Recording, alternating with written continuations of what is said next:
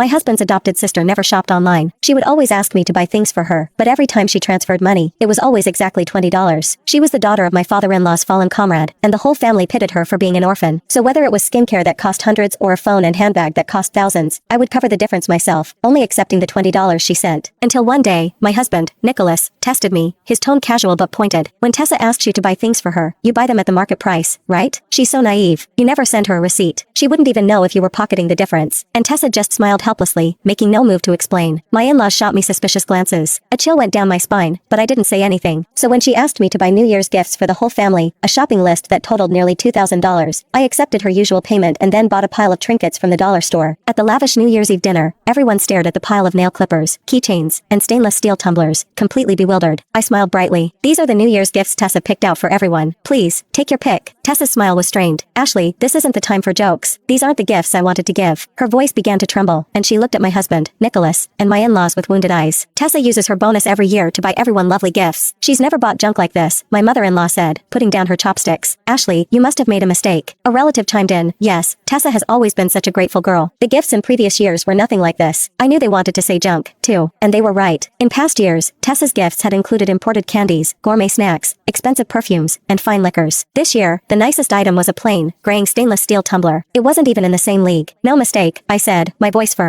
This is it. Tessa shot up from her chair. Ashley, why are you doing this to me? Did I do something to upset you? There it was again. Whenever something happened, she always twisted it to be about her upsetting me, painting me as the cruel bully of the family. I was about to show them the transfer record when Nicholas, who had been scowling beside Tessa, slammed his hand on the table. Ashley, I've had enough of you. Tessa clearly transferred you $2,000 to buy gifts. What is this garbage? This stuff isn't even worth $20. I've let it slide when you pocketed the difference from Tessa's other purchases, but deliberately humiliating her like this in front of everyone? You've gone too far. At his words, the expressions of the relatives around the table shifted. My mother-in-law pointed a finger at me. Ashley, I thought you were a kind and generous person for helping Tessa all this time. How could you do something so despicable? My father-in-law cleared his throat, his eyes filled with contempt. Does the Pierce family not provide for you? Are you so desperate for money that you cheat a war orphan? I ignored their accusations and looked directly at Tessa, my expression innocent. Tessa transferred me $20 to buy gifts for all of you. This is what I could get. Ashley, how can you lie like that? I sent you $2,000. It was my entire annual bonus. Tessa cried, her eyes darting nervously to Nicholas. He immediately backed her up. It was $2,000. I knew about her bonus, and I knew she asked you to buy the gifts. Stop making things up. His declaration was so forceful that everyone believed him. Tessa is the daughter of a hero. She would never be so deceitful. But Ashley is a businesswoman. Profit is in her blood. I just never thought she'd stoop to this. I raised my hand, cutting off Nicholas's uncle, and placed my phone on the table. See for yourselves how much she sent me. Tessa froze, her first instinct to snatch the phone, but